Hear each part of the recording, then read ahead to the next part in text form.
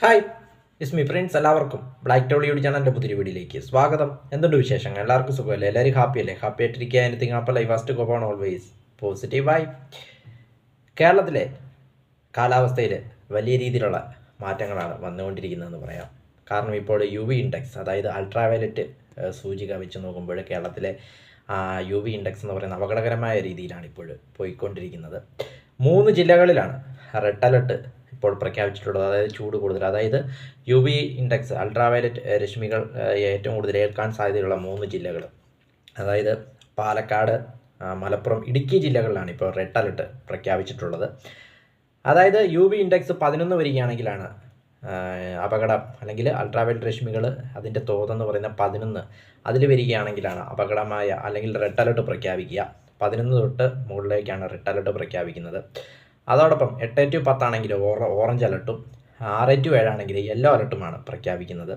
ഇപ്പോൾ 3 ജില്ലകളിലാണ് red alert പ്രഖ്യാപിച്ചിട്ടുള്ളത്. അതായത് ഇടുക്കിയും മലപ്പുറവും പാലക്കാടുമാണ് റെഡ് അലർട്ട് പ്രഖ്യാപിച്ചിട്ടുള്ളത്. ഈ ജില്ലകളിൽ പ്രത്യേകിച്ച് രാവിലെ ഒരു 10 മണി മുതൽ ഉച്ചയ്ക്ക് ഒരു 3 മണി വരെ ആൾക്കാർ വളരെയധികം സൂക്ഷിക്കേണ്ടതാണ്. കാരണം അപകടകരമായ തോതിലാണ് ഇവിടെ കാര്യങ്ങൾ മുന്നോട്ട് പോകുന്നത്. അൾട്രാവയലറ്റ് രശ്മിയുടെ സൂചിക അത് വളരെ അപകടകരമായ രീതിയിലാണ് മുന്നോട്ട് പോകുന്നത്. മറ്റ് ജില്ലകളിലും ഒട്ടും പുറകിലല്ല. കാരണം മറ്റ് ജില്ലകളിൽ, അതായത് ഈ 3 ജില്ലകളിൽ റെഡ് അലർട്ട് പ്രഖ്യാപിച്ചിട്ടുണ്ടെങ്കിൽ ബാക്കിയുള്ള ജില്ലകളിൽ യെല്ലോ അലർട്ടും അതോടൊപ്പം ഓറഞ്ച് അലർട്ടും പ്രഖ്യാപിച്ചിട്ടുണ്ട്. കൊല്ലമാണ് തൊട്ട് പിന്നാലെ. കൊല്ലത്ത് 10 ആണ് UV ഇൻഡെക്സ് പറഞ്ഞിരിക്കുന്നത്. കൊല്ലത്ത് 10, കോട്ടയം 9, ആലപ്പുഴ 9, പത്തനംതിട്ട 9, എറണാകുളം 9 എന്നിങ്ങനെയാണ്. ഈ ജില്ലകളിലെല്ലാം ഓറഞ്ച് അലർട്ടാണ് പ്രഖ്യാപിച്ചിട്ടുള്ളത്. അതോടൊപ്പം മറ്റ് ജില്ലകൾ കാലിക്കറ്റ് 7,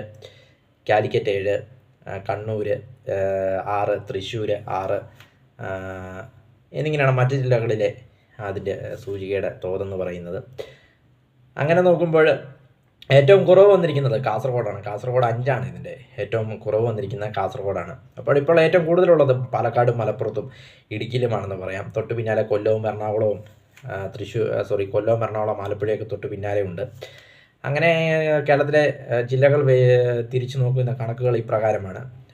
ഏതായാലും ഇതിൽ നിന്നുള്ളൊരു അൾട്രാവയലറ്റ് രശ്മികൾ ഏൽക്കാതിരിക്കണമെങ്കിൽ രാവിലെ 10 മണി മുതൽ ഉച്ച കഴിഞ്ഞ് 3 മണി വരെ അധികം വെയിൽ കൊള്ളാതിരിക്കുക. അത് സൂര്യാഘാതം മൂലമുള്ള അപകടങ്ങളൊക്കെ ഉണ്ടാകും, അല്ലെങ്കിൽ സൂര്യാഘാതം ഏൽക്കാനുള്ള സാധ്യതകളൊക്കെ വളരെയധികം കൂടുതലാണ്.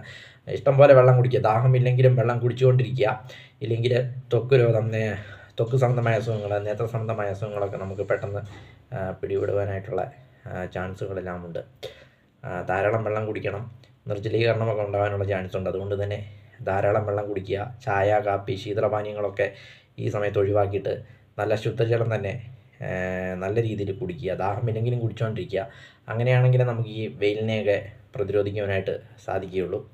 അൾട്രാവയലറ്റ് സൂചിക അതിനെക്കുറിച്ച് നോക്കുമ്പോൾ 1992 കാനേഡിയൻ ശാസ്ത്രജ്ഞരാണ് ഇത് വികസിപ്പിച്ചെടുത്തത്. പിന്നീട് 1994 ഐക്യരാഷ്ട്രസഭ ഇതിനെ ഔദ്യോഗികമായി അംഗീകരിക്കുകയായിരുന്നു. അങ്ങനെ കേരളത്തിലെ UV ഇൻഡെക്സ് അൾട്രാവയലറ്റ് രശ്മികളുടെ ആ ഒരു ഇതെന്ന് പറയുന്ന തോതെന്ന് പറയുന്നത് വൻ രീതിയിൽ കൂടിക്കൊണ്ടിരിക്കുകയാണ്. ഇനി ഏപ്രിൽ മെയ് മാസങ്ങളൊക്കെ വരുന്നതേ ഉള്ളൂ, മാർച്ച് ആയതേ ഉള്ളൂ. ഇന്ന് ഉച്ചയ്ക്ക് 12:30 പുറത്തുവിട്ട കണക്കുകൾ പ്രകാരമാണ് ഇപ്രകാരം. ഇനി ഏപ്രിലുണ്ട്, മെയ് ഉണ്ട്, 2 വലിയ മാസങ്ങൾ അല്ലെങ്കിൽ വേനൽക്കാല മാസങ്ങൾ വരുന്നതേ ഉള്ളൂ. അപ്പോഴേക്കും ഈ ലെവലിലാണെങ്കിൽ നല്ല രീതിയിൽ ശ്രദ്ധിച്ചില്ലെങ്കിൽ വലിയ അപകടങ്ങളിലേക്ക് പോകേണ്ടതായിട്ട് വരും. വീഡിയോ ഇഷ്ടപ്പെട്ടാൽ ലൈക്ക് ചെയ്യുക, ഷെയർ ചെയ്യുക, കമൻറ്റ് ചെയ്യുക, സബ്സ്ക്രൈബ് ചെയ്യുക. വീണ്ടും പുതിയ വീഡിയോ കാണാം. അതുവരെയും ടേക്ക് കെയർ, ബൈ.